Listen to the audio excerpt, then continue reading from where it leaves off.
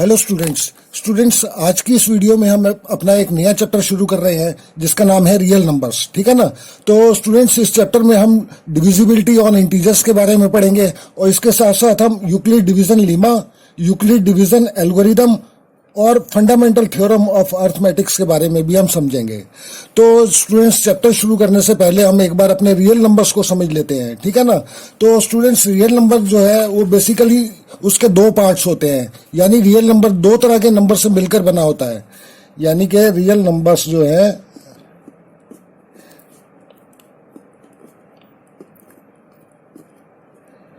दो पार्ट होते हैं इसके। एक होता है रेशनल नंबर्स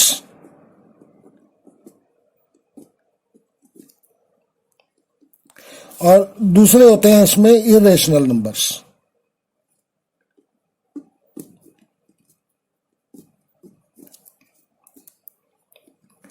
तो रेशनल नंबर वो नंबर जो नंबर P अपॉन Q की फॉर्म में लिखे जा सकते हो। ठीक है ना। जो नंबर P अपॉन Q की फॉर्म में लिखे जा सकते हो या न्यूमरेटर अपॉन डिनोमिनेटर की फॉर्म में जो नंबर लिखे जा सकते हो उन्हें हम रेशनल नंबर्स कहते हैं। ठीक है ना। और इरेशनल नंबर्स में जो है अंडर रूट वाले जो नंबर्स होते हैं, under root 2, under root 3, under root 5 और पाई, इस तरह के जो नंबर होते हैं ये सब इरेशनल नंबर्स कहलाते हैं। ठीक है ना। तो रेशनल नंबर जो भी नंबर P अपॉन Q की फॉर्म में लिखे जा सकते हो या न्यूमरेटर अपॉन डिनोमिनेटर की फॉर्म में लिखे जा सकते हो उन नंबर्स को हम रेशनल नंबर्स बोलते हैं। ठीक है ना। तो अब रेशनल नंबर्स में हमारे जो है नेचुरल नंबर्स भी आ जाते हैं।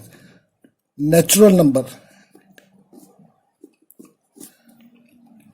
तो नेचुरल नंबर्स क्या होते हैं?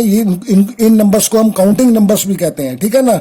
और ये जो है 1 2 3 4 5 इस तरह से शुरू होते हैं, वन से शुरू होते हैं और इन्फिनिटी तक जाते हैं। ठीक है ना। तो ये काउंटिंग नंबर्स होते हैं। तो काउंटिंग नंबर हमेशा जो है 1 से शुरुआत होती है उनकी। ठीक है ना। और इन नंबर्स को जो है हम नेचुरल नंबर्स कहते हैं। इसके बाद जो है हमारे पास होल नंबर्स आ जाते हैं। नेचुरल नंबर यानी कि 1 2 3 4 5 अप टू इन्फिनिटी। ठीक है। और इसके बाद आ जाते हैं हमारे पास होल नंबर्स। तो होल नंबर्स क्या होते हैं? अगर हम नेचुरल नंबर्स के अंदर जीरो को और ऐड कर दें, ठीक है ना, 0 1 2 3 4 एंड सो ऑन, तो ये हमारे जो है ये होल नंबर्स कहलाते हैं। ठीक है ना। अच्छा, इसके बाद हमारे पास आते हैं इंटीजर्स। तो इंटीजर्स जो है हमारे दो तरह के इंटीजर्स होते हैं, पॉजिटिव इंटीजर्स और नेगेटिव इंटीजर्स। ठीक है ना। तो पॉजिटिव इंटीजर्स जो होते हैं वो 1 2 3 4 5 एंड सो ऑन, ये पॉजिटिव इंटीजर्स हैं हमारे। और नेगेटिव इंटीजर्स जो है वो -1 -2 -3 इस तरह से जो है जो माइनस के नंबर्स होते हैं हमारे वो इंटीजर्स हमारे कहलाते हैं नेगेटिव इंटीजर्स। ठीक है ना। तो इस तरह से हमारे पास ये इंटीजर्स होते हैं। तो स्टूडेंट्स जो है नेचुरल नंबर, होल नंबर्स और इंटीजर्स, इन सबको जो है हम रेशनल नंबर्स के अंदर ही रखते हैं। ठीक है ना। क्योंकि ये जितने भी नंबर्स हैं ये सब के सब P अपॉन Q की फॉर्म में लिखे जा सकते हैं। ठीक है ना। जैसे मान लो 3 है तो ये 3 अपॉन 1 भी लिख सकते हैं हम, इसको 3 अपॉन 1 भी लिखा जा सकता है, 5 1 1 भी लिखा जा सकता है। तो ये P अपॉन Q की फॉर्म में लिखे जा सकते हैं जितने भी नंबर्स हैं। तो इन सभी नंबरों को हम रेशनल नंबर के अंदर ही इनको मानते हैं। ठीक है ना। तो स्टूडेंट्स ये जो है हमारे इस तरह से जो रेशनल नंबर होते हैं। ठीक है ना। तो रेशनल नंबर में जो है रेशनल नंबर में होने के लिए जो है दो कंडीशन होनी बहुत जरूरी है। ठीक है ना। तो दो कंडीशन मैं आपको बताऊं। पहली क्या है कि इसमें जो है Q यानी कि डिनोमिनेटर ये कभी भी 0 नहीं होना चाहिए। तो यानी कि Q जो है वो कभी 0 नहीं होना चाहिए। ठीक है ना। क्योंकि अगर Q 0 हो जाता है तो मैथ में जो है डिनोमिनेटर में 0 अलाउड नहीं है। ठीक है ना। अगर 0 हो जाए तो वो नॉट डिफाइंड होता है। न्यूमरेटर 0 हो सकता है, उसमें कोई प्रॉब्लम नहीं है। ठीक है ना। न्यूमरेटर में 0 आ सकता है मगर डिनोमिनेटर जो है Q जो है वो हमारा 0 नहीं हो सकता। ठीक है ना। और दूसरा जो है इसका एक और जो कंडीशन है वो ये है कि जो न्यूमरेटर और डिनोमिनेटर यानी कि P और जो Q है ये दोनों के दोनों इंटीजर्स होने चाहिए। ठीक है ना। इनका इंटीजर्स होना बहुत जरूरी है, तभी इनको हम रेशनल नंबर्स कहते हैं। ठीक है ना। तो अब स्टूडेंट्स आपके दिमाग में जो है एक डाउट आ रहा होगा कि जो इरेशनल नंबर है, जैसे मान लो √2 है, इसको हम √2/1 भी लिख सकते हैं, ठीक है ना, या √3/1 भी लिख सकते हैं। तो इनको हम रेशनल नंबर क्यों नहीं कहते? तो जैसे कि स्टूडेंट्स मैंने आपको बताया कि रेशनल नंबर होने के लिए दो कंडीशंस बहुत जरूरी हैं, यानी कि एक तो क्यू यानी कि डिनोमिनेटर जो है वो 0 नहीं होना चाहिए, यहाँ 0 नहीं है, चलो ठीक है। मगर जो दूसरी कंडीशन है कि न्यूमरेटर और डिनोमिनेटर यानी कि पी और क्यू जो है वो दोनों के दोनों इंटीजर्स होने चाहिए। और यहां पर हम देख रहे हैं ये जो √2 है ये इंटीजर नहीं है, ठीक है ना, ये एक इरेशनल नंबर है, ये इंटीजर नहीं है, इसलिए हम इसको रेशनल नंबर नहीं कहते, ठीक है ना। तो ये जो है दो कंडीशंस इसके लिए बहुत जरूरी हैं। तो रेशनल नंबर्स जो होते हैं हमारे, उनको हम डेसिमल फॉर्म में भी रिप्रेजेंट कर सकते हैं, ठीक है ना। जैसे मान लो डेसिमल फॉर्म, यानी कि जो हमारे रेशनल नंबर्स होते हैं उनको हम डेसिमल फॉर्म में भी रिप्रेजेंट कर सकते हैं, जैसे 5.2 या 0.25, इस तरह से भी हम इन नंबर्स को जो है रिप्रेजेंट कर सकते हैं, ठीक है ना। और जो हमारे डेसिमल फॉर्म होती है ये भी हमारी दो तरह की होती है। तो एक तो होती है हमारी टर्मिनेटिंग,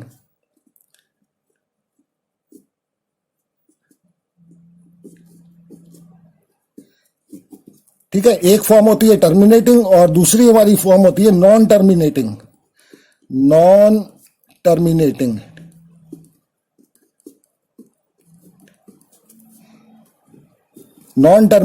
रिपीटिंग।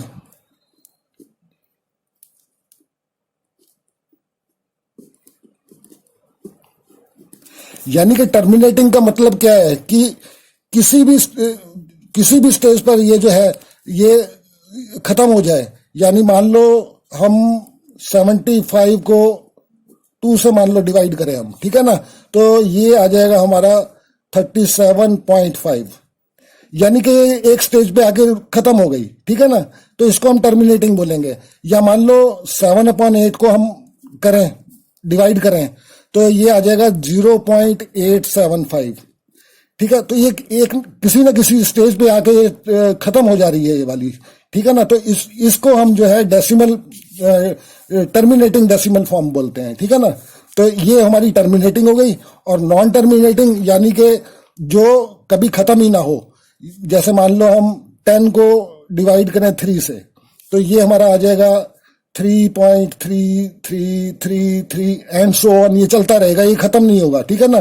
तो ये टर्मिनेटिंग नहीं होती। और रिपीटिंग यानी कि जो वर्ड्स जो ये नंबर्स हैं वो रिपीट होते जाते हैं, बार बार रिपीट होते हैं। जैसे ये यहाँ पर जो है बार बार 3 रिपीट हो रहा है, और जैसे मान लो 2.141 इस तरह से चलता रहे तो ये खत्म नहीं होगा, ये चलता रहेगा, ठीक है ना। तो ये रिपीट हो रहे हैं नंबर्स, तो इनको हम नॉन टर्मिनेटिंग रिपीटिंग बोलते हैं, ठीक है ना। तो और इनको हम जो है बार से रिप्रेजेंट करते हैं। जैसे ये है 3.333 एंड सो ऑन, तो इसको हम ऊपर बार लगाकर जो है इसको रिप्रेजेंट करते हैं, ठीक है ना। ऐसे इसको हम जो है 2.141 को बार लगा देंगे इस पे, कि इसका मतलब ये हुआ कि यही नंबर बार बार जो है रिपीट हो रहे हैं, ठीक है ना। तो ये दो तरह के हमारे डेसिमल फॉर्म्स होते हैं। अच्छा, अब थोड़ा सा एक बार इरेशनल नंबर्स जो है हमारे इसको देख लेते हैं।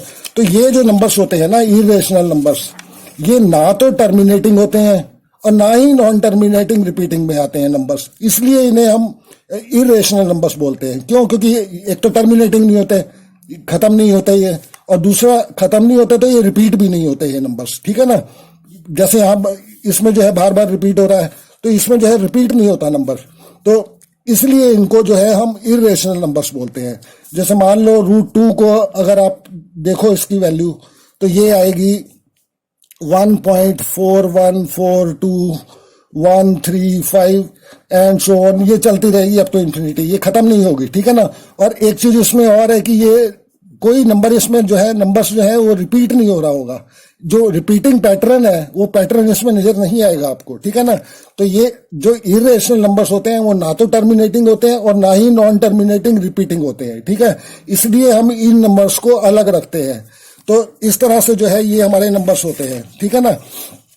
अच्छा, अब जो है आपके दिमाग में एक और डाउट आ सकता है कि जैसे मान लो पाई है, पाई को हम जो है इरेशनल नंबर में रखते हैं, ठीक है ना।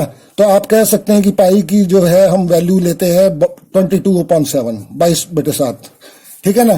तो ये तो P/Q की फॉर्म में लिखी हुई है, ठीक है ना, क्योंकि P जो Q हमारा जो है 0 नहीं है, और 22 भी इंटीजर है और 7 भी इंटीजर है, तो दोनों कंडीशन हमारी फुलफिल हो रही हैं। तो इसको हम रेशनल नंबर क्यों नहीं बोलते, इसको इरेशनल नंबर में क्यों रखा गया है। तो स्टूडेंट्स, मैं आपको बता दूं कि जो पाई की ये वैल्यू है 22/7, ये इसकी एग्जैक्ट वैल्यू नहीं है, ठीक है ना। ये एग्जैक्ट वैल्यू नहीं है। पाई की जो वैल्यू होती है वो 22/7 से कुछ थोड़ा सा कम होती है, ठीक है ना। ये जो 22/7 है, ये हम अपनी सहूलियत के लिए लिखते हैं, ठीक है ना, कि हमें जो कैलकुलेशन करनी पड़ती है तो उसमें जो है हमें थोड़ी दिक्कत ना आए, और हम अपनी कन्वीनियंस के लिए इसको 22/7 इसकी वैल्यू ले लेते हैं, ठीक है ना। वैसे इसकी 22/7 वैल्यू होती नहीं है पाई की, ये थोड़ा सा कम होती है इससे, ठीक है ना। तो इसलिए जो है इसको हम रेशनल नंबर में नहीं काउंट करते, लिख लेते हैं इसको 22/7, इसकी वैल्यू ले लेते हैं, मगर ये जो वैल्यू इसकी एग्जैक्ट वैल्यू नहीं है ये, ठीक है ना। तो इसलिए जो है इसको हम इरेशनल नंबर बोलते हैं। तो स्टूडेंट्स, ये हमने जो है अपना ये आज जो है आज की इस वीडियो में अपना नंबर सिस्टम को देखा, और हम अपनी अगली वीडियो में जो है अपना यूक्लिड डिवीजन लीमा और यूक्लिड डिवीजन एल्गोरिदम इसके बारे में जो है बात करेंगे। तो मिलते हैं फिर अपनी नेक्स्ट वीडियो में। तो तब तक ओके, बाय, थैंक्स।